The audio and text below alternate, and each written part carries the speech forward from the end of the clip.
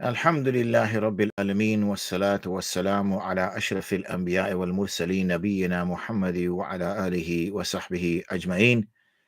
Amma ba'du, assalamu alaikum wa rahmatullahi wa barakatuh, and welcome to our Fiqh Hour. Nice of you to join us, Iman, mashallah. We were just talking about you this afternoon with a friend of mine whilst we were driving around Bradford, in fact. So hope you're well, alhamdulillah. And it's good to see Mr. Dingers has also joined us, mashallah. Excellent. So without further ado, let's get things going, as they say. So whilst we wait for Mr. Dingers or Mr. Iman to pose some potential questions, or anybody else for that matter, we're not just restricted to ex-students. Or can you ever be an ex-student, or is it student something that stays as a student forever? Because X would mean, well, you can be an ex-student, can't you? Because if you stop teaching that student, are they now still your student, or the ex-student, or are they on pause, or whatever? I don't know. Okay, I'll let you have a debate about that. In the meantime, like I said, let me just pick up a question which has come through our Darul Ifta. And that is, Assalamu alaikum wa rahmatullahi wa barakatuh. Can a woman age 67 talk to a non-mahram only when guests come for her husband's condolence, not worldly talk in her hijab while she's in her idda? So there's a little bit to try to understand here, that why would non-mahram be coming to visit this woman? Okay, that's the first question. Why are they coming to see her? And if they're coming to give condolences for their husband, then the ta'alluq was with their husband. A woman shouldn't really have any relationship or connection with a ghair mahram. What would be her ties with this person? And if her ties with this person because he's passed away, then with her husband rather, then there's no real reason for them to visit her. And there is no visiting people. There is ta'ziyah, and ta'ziyah is for that person that you have some kind of connection with. And when you have some kind of connection with in ta'ziyah, then that you go to give offer your support, say to them, give them strength, give them some kind of moral support. And a man can't give that kind of moral support to a woman. In fact, there is no ta'ziyah for women, actually. The ta'ziyah that's been recorded has been men visiting men.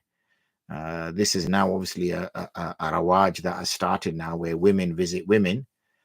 So there would be no reason. I'm not talking about the mahram, the woman, whether she's in hijab or not. That's an irrelevant thing for now. The whole topic is men visiting women. That men should not visit women that they are not mahram to.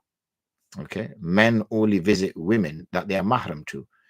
So I would go visit my sister, say, or I would go visit my auntie or something like that, but I wouldn't go visit a woman who's my ghair mahram. That's not an appropriate thing to do. So therefore, that's the issue here more than anything else. Allah Mubarak, keep me in your du'as as always, and we're always students. That's an excellent answer, Iman. Inshallah, then okay, we won't call you ex-student, then we will call you, because, well, you are a current student, aren't you? Because you're still learning. So we will include you amongst our studentship, or student boat, or whatever other type of transportation you would like. Shaykh, should a Muslim man do salam to non-mahram or respond to a salam?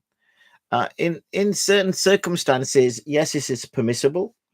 In certain circumstances, but a man shouldn't really initiate a salam to a non-mahram. It's inappropriate, unless obviously it's in a setting where he's visiting, somebody visits his mother and he's sat with his mother. So some woman, an elderly woman, comes in or something like that and wants to visit your mother, and you're sat there and she gives salam, then that's not a problem. But we just got to keep a little bit, keep those kind of relationships quite professional, shall we say, rather than too kind of emotional or something of that nature. Read something saying, I think you mean to say, I read something saying, I read something saying a Qadi shouldn't give a fatwa when under the influence of certain emotions, fear, happiness, anxiety, etc. Continued. What's the reason for this? As I was under the impression that the fatwa should be based on the Quran Sunnah and one's own ijtihad. I think you're just confusing a little bit there between a Qadi and a Mufti. I have at length talked about the role of a Mufti and the role of a Qadi. The role of a Qadi is to give qada. The role of a Mufti is to give fatwa. So a Mufti issues a fatwa, and the fatwa is based on the Quran and Sunnah and one's own ijtihad. A fatwa is just making the person aware of what Islam says about that matter. It is not relevant whether the matter in there is truth or falsehood. So, for example, a man says he comes to see a Mufti and he says to the Mufti, I want to give divorce to my wife. Is it permissible? So the Mufti says, well, what is the context? So the man says, well, she's abusive towards me. She's aggressive towards me. She shouts profanities. She does not pray salah. She goes out and talks to whichever man pleases her, and things of that nature. So the Mufti then says to him, well, if you feel that your wife is behaving in this manner and you do not wish to stay with her, then of course you can issue talaq, and no, you would not be considered as sinful. Now people might say, oh, hold on a second here, Mufti Sahib. How do you know if the woman is doing that? How do you know if the woman is being, what if this man has just lied? But the Mufti's job is not to determine truth or falsehood. The Mufti's job is to give you an answer as to what Quran and Sunnah says about a particular situation. The Qadi's role is different. The Qadi's role is to try to determine the truth of a matter. So he is judging. A Mufti is not judging. A Mufti is giving you an answer. If you say, what is 6 subtract 5, then the answer is always going to be 1. Doesn't matter if you're angry. Doesn't matter if you're hungry. Doesn't matter if you're sad. Doesn't matter if you like this person. Doesn't matter if you don't like this person. The answer is always going to be 1. Why? Because it is a factual statement you are giving. So if someone comes to you and says, if I eat whilst I'm fasting, does my fast break? The answer is yes. The answer does not change if you're hungry, if you're angry, if you're upset, if you're this, whatever. But when it is qada, when you are issuing a qada as a qadi, now you are trying to ascertain the truth. Okay. So it might be that a man comes and he starts playing on the male system and starts to say, how hard our life is as men. Our women shout, stand up against us. They do this, they do that, they do this. And he's just come from home and he's had a bit of a ding dong with the missus. So he's upset himself. He's angry himself. So now he should not issue a qada in favor of the man, because he is in a mindset where he's already upset with his wife. This man comes forward explaining that his wife is behaving in this way, that way, the other way. So he naturally, because of his own circumstances, judges in favor of the man against the woman. So judging is when you're trying to ascertain the truth. A qadi is trying to ascertain the truth. And therefore, he can be affected by his emotions. And he may not be just. He may not be fair because he's in a rush. So because he's in a rush, yeah. He just gives yeah. He's not even looked into the case in great detail. Just yeah. Or he has only daughters and his daughters got hurt. So now somebody's asking about a situation and he's judging between a woman and a man. And because his daughters got hurt, his emotion is naturally feeling empathy towards a woman. So then he judges in favor of the woman. So that's where you're getting confused, Sammy. We're not talking here about the role. You're talking about a qadi who's giving a fatwa. Qadis don't give fatwas. Muftis give fatwas. Qadis do qada. Okay. They issue judgments. They don't issue. So when we did our... So when we did our moon sighting for the start of Rajab, okay, we did not issue a fatwa for those of you Rajab started, and I took the call. We did not issue a fatwa that started. We issued a qada that Rajab has started. So those within the Muslim community in Europe and afar who take the wilayah, who have given their wilayah to Wifaq al-Ulama, when we issue that statement, then that is qada. That is not a fatwa. Okay. Now, if I say I was hungry or I was short-tempered that day, and I didn't ask the key questions. So early in the day, I took a witness statements that I keep in my folder over there. I took witness statements from 2 witnesses who had cited the Hilal. Now, I just saw some balloons go up. So when I took 2 witness statements with the shura there, if I was hungry, I might not have asked enough questions. I might have said, yeah, did you see the Hilal? You did. Oh, okay, that's fine. See you later. Because I'm dying to eat. I'm hungry. But what I should have done is said, okay, where were you? At what time did you see the Hilal? Where did you see the Hilal? In respect to the sun, what position did you see the Hilal? What was the image? What was the shape of the Hilal? Was it like a C? Was it a mirror image of C? Was it like a U? Was it like an N? Explain the shape, brother. What time did you see it? How long did you see it for? Because I'm not hungry now. I can take my time. So I hope that makes sense. Sister Zohra joined, mashallah. Assalamu alaikum, sister. Industrial Road, Sheffield. There is a masjid, and I've totally forgot its name. I spoke to somebody who lived in Sheffield. There is a Maulana there whose name I've completely forgotten. And his wife, I think, is an alima. So I hope you know of a masjid on Industrial Road in Sheffield. I think that's what he said. So if you do know of a masjid called on Industrial Road, if you reach out to them and ask to speak to an Appa, and then inshallah you should get some success. Okay, I hope you're watching. You do say you're watching, just acknowledge that you got that message, please. And maybe quickly, if you do know this place on Industrial Road, then maybe type the masjid's name.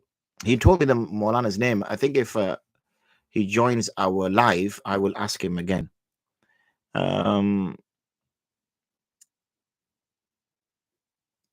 Yeah, so if your cousins are there with your uncles, then there's no harm in doing so.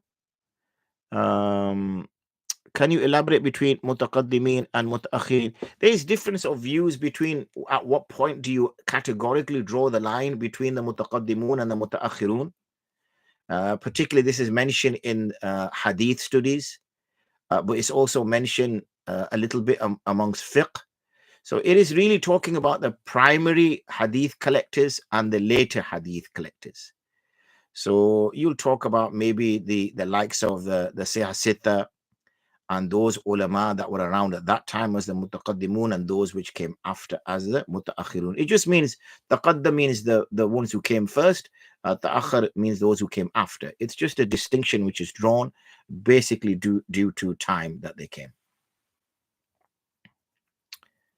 It must be spring in the air, because somehow a fly has managed to get into my room, and flies are ajib, aren't they? You know, they fly straight into a light, even though, you know, they don't work it out that's not going to get them anywhere. Reminds me of a hadith in which the Prophet ﷺ mentions that this, you know, we are like moths flying towards the fire. Okay, flying towards the fire. And the Prophet ﷺ is trying to stop us flying into the fire. And that's the same thing with the fly, isn't it? Little does it know that if it flies directly into the light, it will burn and it will die. But because it sees the light, it thinks it's sunlight, and sunlight is where you see life. Because where there's sunlight, there's going to be plants. Where there's plants, there's going to be decaying food. Where there's decaying food is meals for flies. So what they think is going to be life is actually death. So similarly, we think that, for instance, that the things which lead us to Jahannam is good. Drinking, taking drugs, being with ghair mahram, partying, all this stuff that we do, we think there's good in it, that this is actually life. Otherwise, you're literally dead. But in reality, we're falling into Jahannam. So it's remarkable, isn't it, that we see that.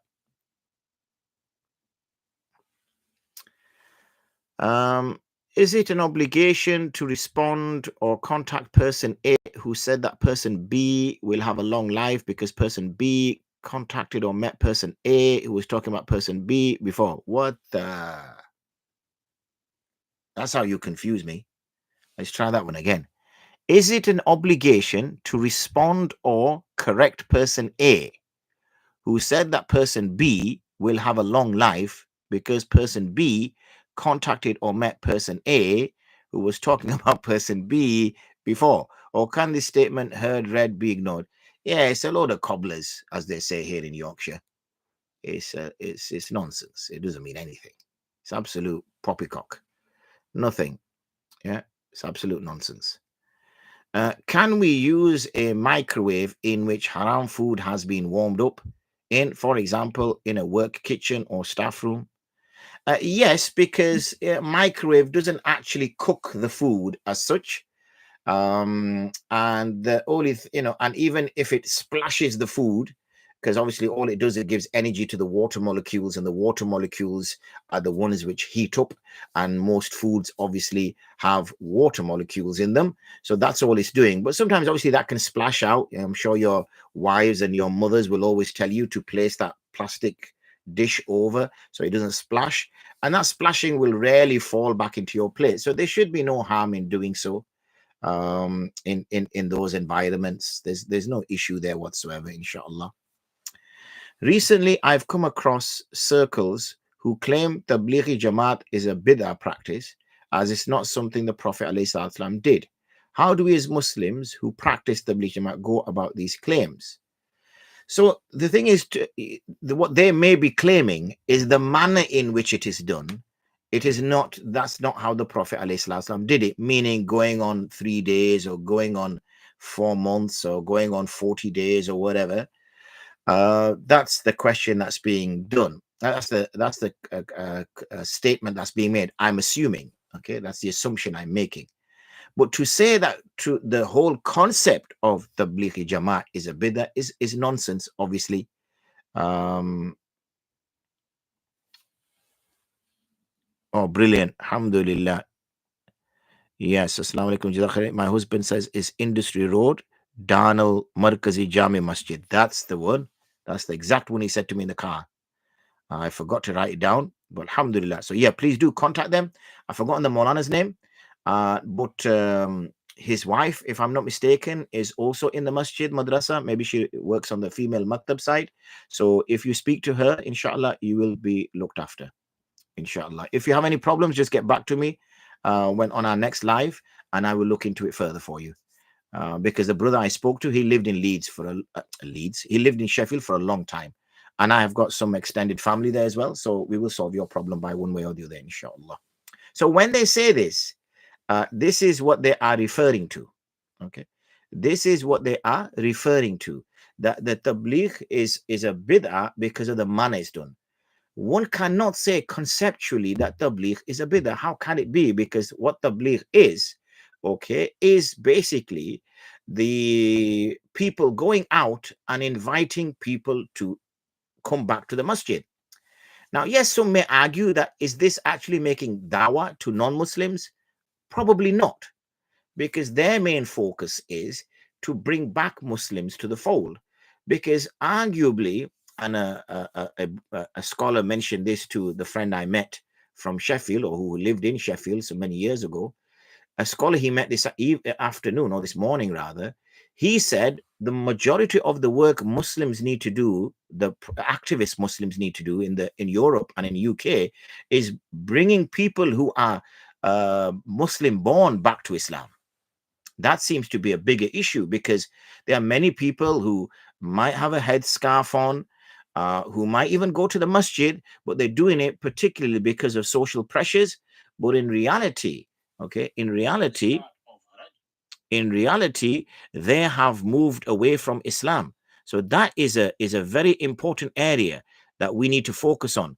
And that's what the Tablighi Jamaat do. They try to bring people back who were born Muslim, who have disconnected or dissociated from the religious practices. So that's so is not really understanding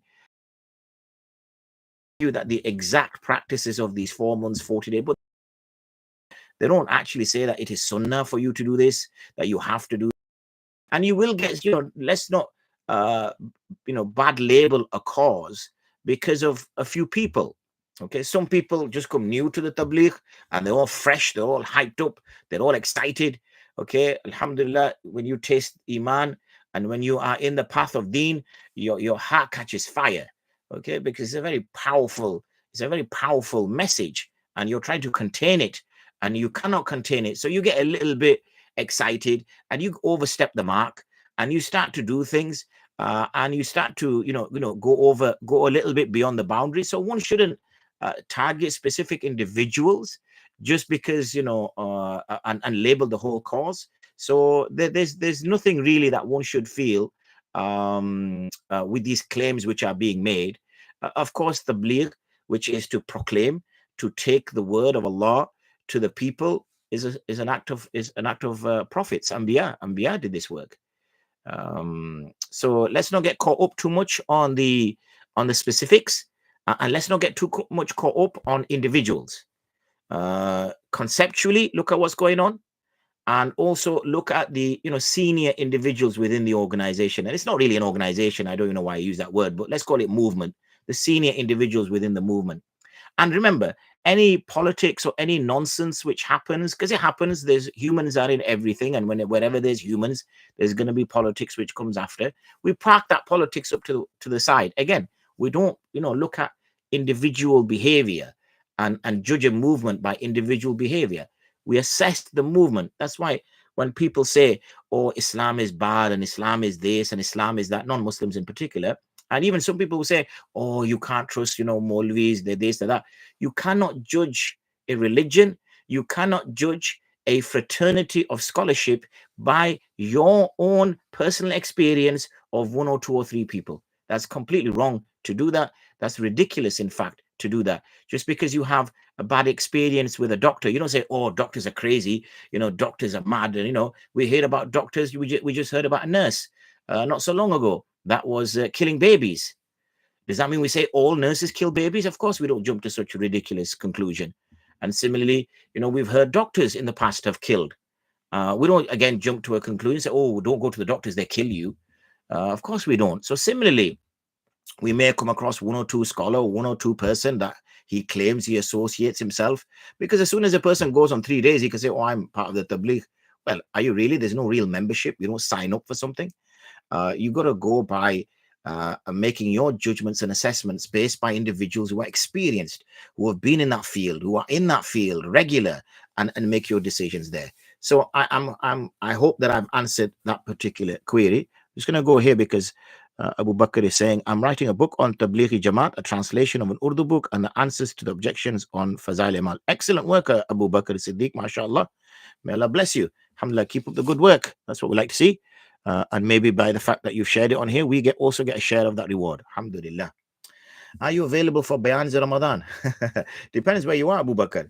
I normally, inshallah, last year I did not get chance to go to I'tikaf. I tend to go every year, alhamdulillah. But last year I didn't go because my mother was extremely ill and then she passed after Ramadan. But this year, inshallah, my plan is to go again. I normally go to Walthamstow down in London in Masjid Umar. And usually here in Bradford, I tend to get requests from Masjid Bilal and another Masjid Umar, Queensbury. Is that Queensbury in Bradford, Queensbury? Is that where that is? If it's Queensbury, Bradford, I'm sure I can manage that. So yeah, let's see, inshallah. Why not? Why not? I've never been to Queensbury. I didn't even know there was a masjid in Queensbury. Is there are you mean Bradford, Queensbury? Yeah, why not? Alhamdulillah. It'd be good to go somewhere like that. Oh, fantastic. Yeah, yeah, inshallah. Look me up, as they say. Drop a message, whatever it is. Slide in my DMs. Is that the phrase that's used nowadays with youngsters? BD13, yeah, fantastic. Inshallah. Get in touch and let's book a time. I would gladly go to BD13. Now, new masjid called Al Hidayah Academy. Fantastic. Book me down. Get in touch with me. I don't know how you're going to get in touch with me. Do you know how to get in touch with me? Are you on our WhatsApp group? Oh, you do know how to get in touch with me. Subhanallah, you got eyes all over me, haven't you? You probably know who I am as well. Do we know each other? Chalo, let's just keep that suspense going. Yeah, so get in touch with me, inshallah, as soon as, though. I would suggest as soon as, because I do get booked up in Ramadan, and obviously I'm going to try to keep these sessions going in Ramadan as well. Okay, inshallah, I look forward to it. But do say who you are, because I do get lots of WhatsApps from people, as I'm sure you can imagine. So let's move on with this. Recently I've come, okay, that's done. Is the hair under the lip part of the beard? The hair under the lip. So if so, can it be trimmed if the hair curls upwards towards mouth? This, if you're referring to this little beard thing, then yes, this is this is a part of the beard, and so one shouldn't trim this. And if it's curling into your mouth, that's probably because you're doing this, or you're chewing on it, and when you do that, it's curling. If you just apply oil to it, it should come down.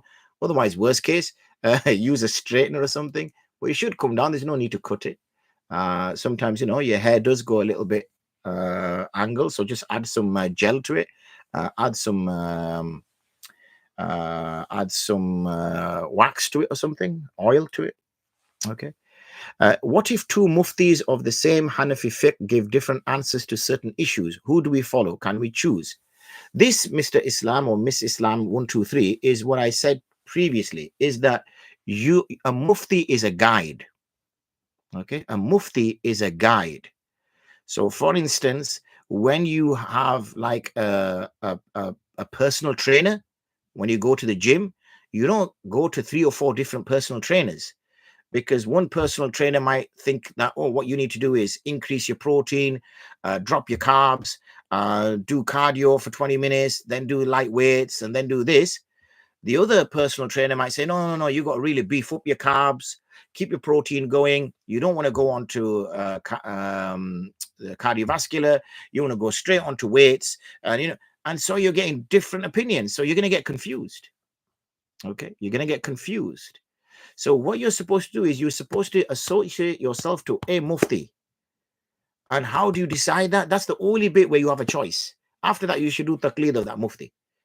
And what you should do is, when you make that choice, is you are deciding based upon your research, your understanding, who you consider to be a mufti that you should follow. That's your choice. You look at the person's taqwa, you look at the person's ilm, you ask ulama about that particular person, you do your own tahqiq, your own research, you ask Allah for guidance. Once, after doing all your research, all your tahqiq, you come to a mufti or a maulana or whoever, and you say, this is the man, and this person is going to be my religious guide. Now you should take fatwa from him. And now you shouldn't start saying, oh, actually, that was, I didn't quite like that one. Let me see if somebody gives an alternative opinion to that. Oh, he does. I'll go for this one on it. You can't do that, because now you're not really following your deen. What you're doing is you're just kind of moving from one place to another, depending on what suits, and that's not appropriate. Okay, therefore, that's why you're going to have this conundrum that if two muftis are giving a position, then which one should I follow? This is why the conundrum is coming up. This is why the situation is coming up. I believe you have said that there is no sound evidence for the Quran, Hadith, Sunnah that jinn possession is proven. However, do these creation have the ability to physically harm us? As if we saw, in what manner? Yes, they can harm us. When we speak of possession, we're talking about the jinn taking over the person's body completely, and now the jinn is doing the actions, the jinn is controlling the speech, the jinn is controlling the movement, because then this would be that you are no longer a mukallaf anymore. You don't have to pray salah anymore because you're possessed. You don't have to fast anymore because you're possessed. How can you be held responsible by the law if you're possessed by a being from outside of you? So yes, but they can, of course, they can impact on you. They can give their waswasat. They can cause harm to you. They can, affect your mind. They can affect your thinking. They can affect your behavior. They can affect you to make silly decisions, high risk decisions. When you see our youngsters in particular making, taking high risk decisions and putting their life and other people's lives in harm's way, what do you think is causing that? Okay. What do you think? Try to bring people back who were born Muslim, who have disconnected, right, or dissociated. Now we're hearing two versions of me. Let me just turn the volume down on this one. It's enough that you got one version of me that you hear two versions of me.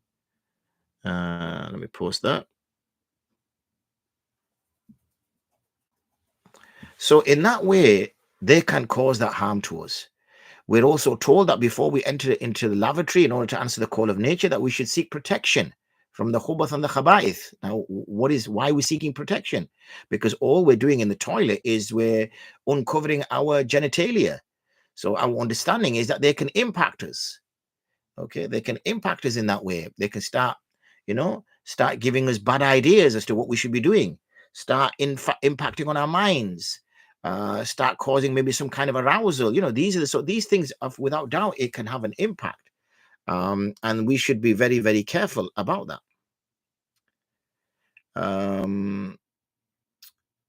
Is there, where did we go? Sorry, I just jumped then. If a daughter-in-law physically abuses the mother-in-law, what can a son do in that situation? The daughter-in-law repeats the behavior multiple times, even though after several warnings. If a daughter-in-law is physically abusing the mother-in-law, and that's not just by, say, the mother-in-law's statement, but it has been witnessed by everybody, basically, it's blatantly obvious what's going on, and the son has witnessed it himself, then obviously the first thing he needs to do is, if he wishes to continue to stay with this woman, is to separate himself and his wife from their mother's house, because this is not right on the mother-in-law being impacted and abused. Clearly, Mullah Shiraz doesn't know I do a live at 7 o'clock, mashallah. He's ringing me at 7 o'clock. So what was I going to say? So if obviously the mother-in-law is being physically abused by somebody, then this is wrong. This is, to be attacked and abused by somebody in this way. So of course she should put a stop to it. And if she cannot put a stop to it, then the son has to move out of the house if he's living in the house. If he's not living in the house, and it's only when, and I don't understand how that would be the case, that when he comes and visits his mum and he brings his wife with him, that then she does it, then obviously he has to avoid coming in, bringing her with him. Basically he's got to put a stop to it. But remember, this is only based upon evidence. Yani, this is not just something down to the mother-in-law just making this claim, but rather this is down to evidence. Remember, this is a very emotionally charged situation. Is, for the son, for the husband, is the relationship between his wife and his mother, and and he can easily, unfortunately, be dragged around or kicked around like a football. So we have to just be that extra careful in there. Is there any setting where you're able to increase character count? Is there any setting where you're able to increase character count? Oh, for questions asked on YouTube. I'm glad I read the rest of the question, because I'm thinking, what? Is there any setting where you're able to increase character count for questions asked on YouTube? I'm not always possible to type everything out as we're limited. That I cannot answer, Iman. My knowledge is limited, as I'm sure you've gathered by now. So I cannot help you there, sir. You may want to do the old Google and see what Shaykh Google has to say about that. I try to eat only HMC meat. Excellent effort. What would you advise to do when eating at other family and friends' houses who don't use HMC meat? If we refrain from eating, then this could be insulting. When it comes to stunning, which is the problem, or that is a cause for issue, then that is in particular with the chicken. All you have to do is, as long as you make family aware of this, that look, I only eat HMC, you make your family aware of it, they should know about it. This is what I always get a little bit confused, is when family finds out when you turn up for a dawat, oh, I don't do HMC. Like, for example, family find out that you won't go to a wedding in which there's intermixing, or family find out that you're not going to go to a wedding with music in, and the only way they find out is when they invite you. Why are they finding out when they invite you? You know, why don't they know before that? So we meet family regularly all the time. So as conversation is ongoing, you can then start making some airlines, and they will get that, they'll pick that up. So they won't be offended. So when they ask you later on and say, oh, you know, my son's getting married, I'd like to invite you. And you do ask, oh, is, you know, is it going to be a mixed wedding? And they say, yeah, of course it is. We're going to have a right knees up. Okay. We're going to have some music kicking. We're going to have a bit of dancing. We're going to have a DJ there. We're going to have this, whatever. Then you can say, oh, okay. Would, you know, you do know I don't go to weddings like that. And that person won't say, no, that's the first time I've heard of it. They say, oh, yeah, of course you don't, do you? No, I don't. So, you know, I really apologize, but I can't go. But that's all right. But if that's the first time that person finds out and you say, oh, I can't go to that wedding, then, and they get insulted, oh, that's only because it's my son's wedding. Now you have a problem, don't you? So this is the same about work, you know, when, for example, people at work say, okay, let's get together for the Christmas do. And then you're like panicking, thinking, oh, how do I break it to everybody that can't go? So, you know, sheepishly you walk into the staff room, you know, a day before and say, oh, guys, I can't come. Oh, why can't you come? Well, you know, I'm a Muslim and I don't celebrate Christmas and all the rest of it. Why are they finding out just before the Christmas do? Why don't they know that you're a Muslim and you don't practice the you know, other religion festivities and other religious festivities and things like that? So I think that's a problem on our part, isn't it? So when it comes to that, so as long as family are aware of it and they call you to that dawat shawat, then obviously you can try to, as best, depending on the taqwa of the person, try at best to, you know, you're going to have to go with that assumption that they've, you know, at least got some halal food there, or you can just eat the dal. If that's what you so wish. But if they already know about it and they want you to, you know, eat food and enjoy yourself, remember, they are the host, you are the guest, and the guest is the one that should be respected, not necessarily the host. So they, if they were true host, would have gone out their way to make sure that you feel comfortable. So, you know, for example, wherever I go for a dawat, you know, people know my circumstances, whether there's, you know, intermingling or this or that or the other. So if they care about, you know, where I eat, then they'll make every effort to ensure that I am, you know, I'm kind of looked after. But if they're just ticking a box or just inviting me because they're making up numbers and think, oh, best invite him as well, then they won't. Then, you know, they're not going to be too upset if I don't turn up. So it's really, it's, you know, horses for courses, so to speak. It's very difficult to give you a one answer that will answer all situations. Why do most masjids perform collective dua after prayers if this is sunnah? Is this classed as a bid'ah? It can potentially, I'm going to be particular with my words, it can potentially be a bid'ah if it is considered as an act that has to be performed after salah. Okay, if it is considered as an act that has to be performed after salah, then yes. But if people know that, oh, this is just something that we do and I don't have to, I can stand up and walk out the masjid, and or I can stand up and go start praying my sunnah or whatever, then there should be no harm in it. The reason why I say that, and I'm not very strict on it, is because unfortunately, like you just said, a lot of masjids do this. So until we start to see some kind of change, then people aren't going to understand why is you're making a bit of a scene, and that fitna will cause a bigger problem in the masjid than anything else. So it is, you know, it is probably getting close to being an act of innovation, if not, you know, knocking on its door.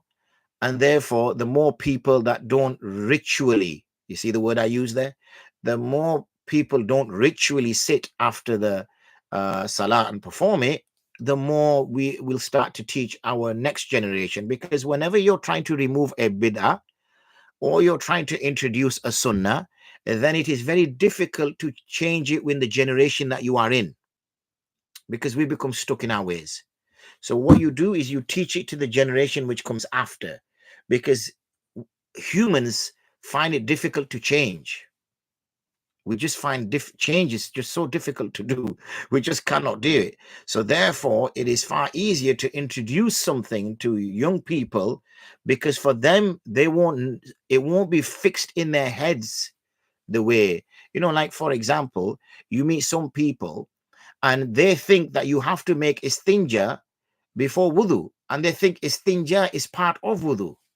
So when they go to the toilet, They won't cleanse themselves. They'll just wipe themselves with a tissue and pull their trousers up and carry on. But when they're going to go to make wudu, they'll say, oh, I need to do istinja first. That's not because they need to go to the toilet. That's because they're going to wash their posterior, because they've linked istinja to wudu, and because that's how it was taught to them. And now you sit them down and you say, brother, istinja is a completely separate thing. Wudu is a completely separate thing. Wudu is a ritual obligation, a ritual act. Istinja is actually a process of cleaning yourself after answering the call of nature. The two are not related whatsoever, but it just doesn't click. You know, yeah, but I've always done that. Yeah, I know you've always done that, but that's why I'm trying to undo that for you. And people will struggle to try to understand that. So you make that change with the generations which come after. Assalamu alaikum. Is it right to correct the imam if he's telling something wrong while doing a Jummah khutbah, like someone did to Hazrat Umar? Oh, Amjad, if only life was so simple.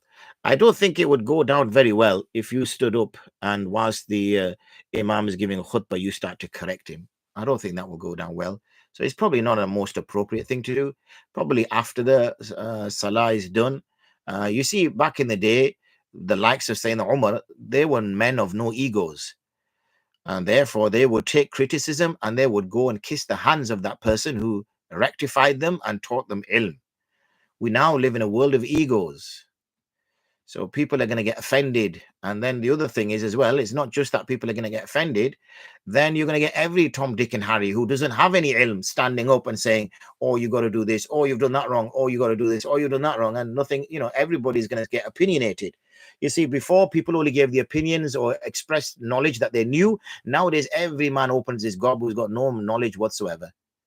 Similarly, the person who's giving the khutbah would be more than happy to accept rectification and learning ilm. Nowadays, even the man giving khutbah, unfortunately, won't do that. So we live in this kind of society that unfortunately won't tolerate that. So it's not appropriate to do in this day and age. Okay, we cannot necessarily pick up what's happened in the time of the Prophet ﷺ, because they were a unique people. We can try to make a culture like that. As again, I said, we turn to the generation which comes after us. We can try to initiate a culture. We can try to bring change. But try to do that immediately like that, it's not going to happen. In fact, it's gonna backfire. Assalamu alaikum. Wanted to ask a question about trade. Well, this is the place to come, Mr. AI Abel. If something has a value of 50p, as an example, but I know that the buyer is from abroad, is it halal for me to charge them more than normal? If something has a value of 50p. Well, the thing is, if you've bought it for 50p, you won't really be a good businessman if you sold it for 50p. So you can make a profit, but you cannot make extortionate profit. And you cannot exploit, and you cannot monopolize. So as long as you are making a tidy profit, and you can even let the person know that, you know, I bought this for 50p, but I'm selling it for 70p. There's nothing wrong in that. And as long as the profit is fair, and it's not extortionate, and you're not monopolizing, that you're the only person who has this, then there's no harm in it. They're the things that you should avoid. But yeah, I'm assuming you would have to charge more, because otherwise you're not going to make a profit, and then you are in trouble. Do we have to wash ourselves after passing urine, or is using tissue sufficient? Tissue is sufficient, but instead of tissue, you can use a bit of water. But either will do. Because there is nothing remains, obviously, whether it's a male or female, nothing remains. So yes, a tissue would suffice, or using water would suffice. Did you say Walthamstow? I'll need to make the trip down, inshallah. Yes, inshallah. In last 10 days, all being well, Allah give tawfiq, I should be down there. Masjid Umar. I have a good friend there, mashallah. Maulana Qari Shuaib Saab, who is the imam there. He's been inviting me for the last several years, and there's a good community there, alhamdulillah. Not saying that there isn't a good community in Bradford, of course. That would be wrong for me to say. There is a fantastic community in Bradford as well, 100%. What is your local? My local, as in near me, is Masjid Noor here on Toller Lane. But because I move around quite a fair bit during the day, literally it could be any masjid. So I'm not really fixed as such. Back in the day, obviously, when I was in Olive, it was fixed in the madrasa, but now I'm a little bit of a mover. So I'm not necessarily fixed to one particular masjid. What is the difference between superstition and omen? What is the difference between superstition and omen? I'm not sure what the difference is between superstition and omen. I haven't a clue. Maybe check the English meaning. I thought they sound pretty much the same to me. Something superstition. Well, I know what superstition means is when you, well, it's funny, isn't it? How you know what a word means, and as soon as someone asks you to explain it, it becomes slightly cloudy. Is when you, it's when you're superstitious. It's when you, I can't even explain it. Allahu Akbar Kabira. It's when you sort of associate events to things that you cannot control, I guess. Like, so for example, like walking under a ladder, you associate with bad luck. Birds flying in a certain direction, you determine that, oh, I need to take these steps. So what you see around you, you link to some kind of divine intervention. There we go, we're learning now, alhamdulillah, that you are being guided or you're being instructed in a certain way. Are we allowed to individually make dua after every salah? Absolutely, one can individually make dua after every salah. The more sound position is to make the dua after the sunnah, but there is still permissibility to make the dua after the fard. After the fard, it should be a relatively short dua, but there is still a position that one can adopt. And so therefore, that is the best way to do it, is to make an individual dua, because dua is between you and Allah. Imam Sahib is doing his own dua. They're just like an illiterate just to say Ameen, Ameen, Ameen after him. Learn some Arabic, man. Learn some du'as. And remember, dua is, you can speak in English. You can speak in any language you want, is when you're making that dua. In salah, that's a different thing. But when you're making dua, now you say what you like. Say what you want to say. Let your feelings out. You're talking to your Rabb, your master, the being that controls you, the being that controls your life, that brings the good things in your life, that brings the bad things in your life. Why are you like a parrot? Just sat there going, Ameen, Ameen, Ameen. And, you're not even connecting with Allah. What's the point? That's why we feel so empty when we finish salah, because we've not personalized it. We've not linked ourselves to Allah in it. All we've done is just, obviously the ritual acts we have to do, we follow the imam. But at least if we knew what the imam was reciting when he's reciting Surah Al-Fatiha, when he's reciting a surah, when he's saying, and when we're saying Subhana Rabbiyal Azim, and we feel the gravity of that as we go into ruku, and we think that we're actually bowing to a being here. We're not just going into a 90-degree position. And then when we're going into sajda, that I'm actually prostrating. I am actually prostrating. This is an act of prostration. And I'm saying, Subhana Rabbiyal A'la. Subhan, what does this mean? What am I saying? What kind of a commitment am I making? Once you start letting that kind of go inside your head a little bit and into your heart and eventually into your soul, you're going to come out of masjid like, you're flying in the air. But we don't, because unfortunately, we don't connect with the salah in that way. It's just parrot fashion, just literally going through the motions. There's no feeling, there's no understanding, there's no spirituality, just going through the actions, going through. Don't get me wrong. If you don't have that, you still have to go through the actions, because it's a ritual act. Yeah. But what I'm saying is that you got to push your salah. Take it to the next level. Take it to the next level. Take it to the next level. And there might be days where it is literally a ritual act and you're literally going through the motions. Fine. But there'll be good days and there'll be bad days. And then what you'll find is there'll be days where you're on fire. Okay? And your heart is just yearning for the masjid. Your heart is just yearning to sit in the dars of the ulama. Your heart is yearning now to be in those environments. And those days will come. I give you my word. Those days will come. Assalamu alaikum wa rahmatullahi wa barakatuh. Got my mocks tomorrow. Keep me in your du'as. Insha'Allah ta'ala. May Allah subhanahu wa ta'ala grant you ease in your mocks, and may you make a mockery of your mocks. Alhamdulillah. Ameen. At least one or two people could say Ameen, but chala. Look at that, man. Look at these monkey juices. Nobody said Ameen, unless there's a lag on my YouTube. That's bad. That's it. That's it. Alhamdulillah. Anyway, assalamu alaikum, Ustaji. Wa alaikum salam, Mr. SK Following up on the question the other day. Oh, so it's taking you a few days to actually understand that answer. Now you're coming back with a question. Chalo, I'll see if I can remember that question. Hold on.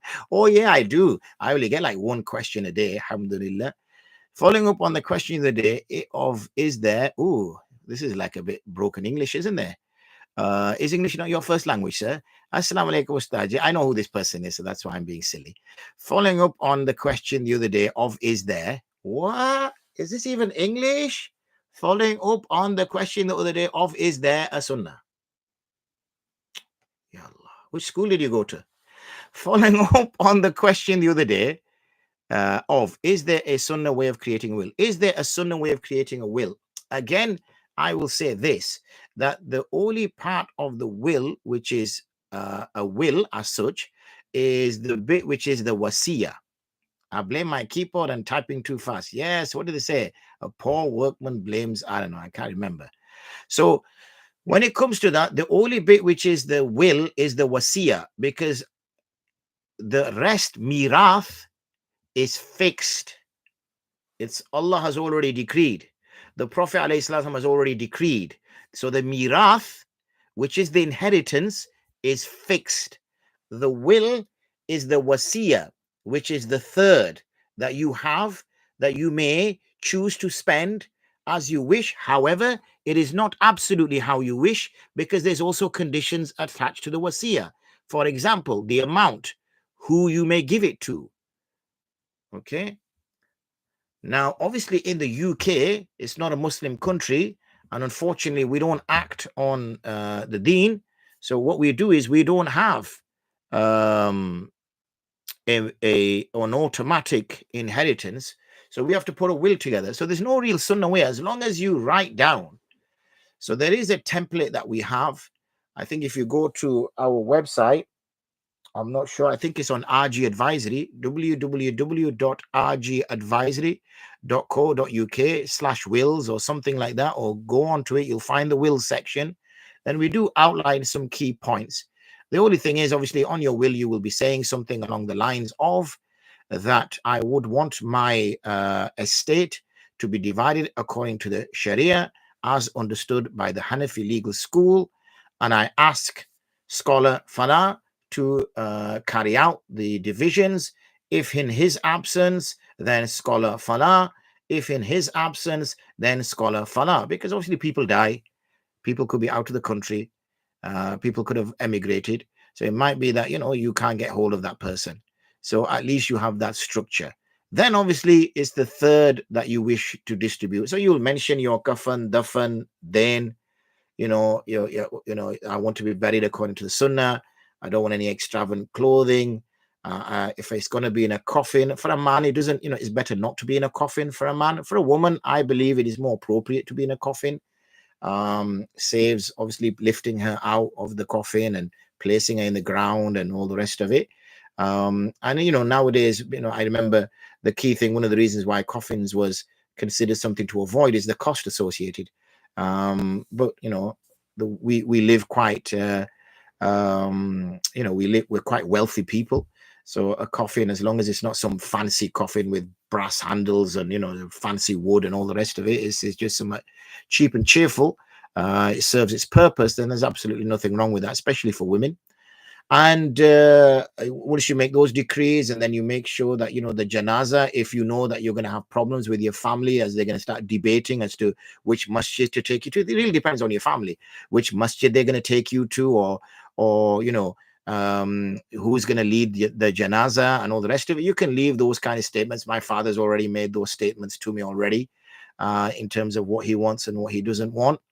And then you just then state that obviously I would want my, you've already mentioned how you want the debts. You would mention the debts you owe to humans, the debts you owe to Allah. You would make them clear. And then obviously you will leave some words of advice. It's not really a will, but you leave some words of advice to your family as to how you want your children to be raised. what you want them to do, and all the rest of it. You'd also mention that I don't want any, innovations around my grave and all the rest of it. You will mention in it how you want your grave, whether you want it solidifying or not. You don't normally mention any of these things, but I'm only mentioning them because of the contemporary issues that we now face. When people pass, then the family members start taking over, and when the family members start taking over, then they start saying, oh, mum would want this or dad would want this, and the rest of the siblings are saying, don't think so. Yeah, they would. Well, never said it when they were alive. Yeah, but I think it's an appropriate thing to do because people will talk, and you start now having arguments with siblings. So it's clear if the mother or father or the person who's doing the will writes it out clearly. Obviously, they take advice from a scholar. They don't just, do it their own way. Otherwise, it's going to be problematic. And then that's it, really. I think I've covered most of the things. So let me just quickly come on here because I know I saw a question. Assalamu alaikum, Mufti. I've asked above. Sorry, apologies, sister. I saw it, but I jumped across here. I've asked above, if a child's akika is not done and years later that child's dad passes away, who becomes responsible for doing the akika for the said child? Well, if the father's passed away, then that's it. The akika is done as such. It is not necessarily wajib to do.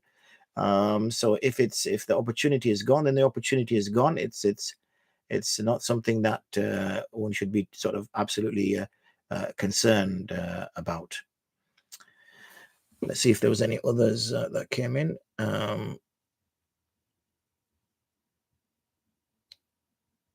Yep, the Kika one. All right, that's that. Just the one on here. Shaykh, if a woman owns a house, when she dies, who has the right over her property? She has no husband and no children. Does she have parents? If she has parents, then her parents will have rights over it. And if she doesn't have parents, then her siblings will have rights over it. So it will be, and then it goes to extended family and things of that nature. Can you give us a bit of information on what Ahl Sunnah wal Jamaat is? Well, Ahl Sunnah wal Jamaat is a very broad definition. In fact, because it's 8 o'clock, why don't I make a note of that and start that for tomorrow, inshallah.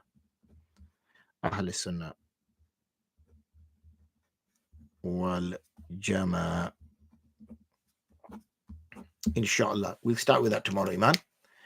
It's a nice question. It's a broad question, which is of use, but I would suggest there is a YouTube channel, which I've now forgotten, that I did a full series on Aqidat Tahawiyah.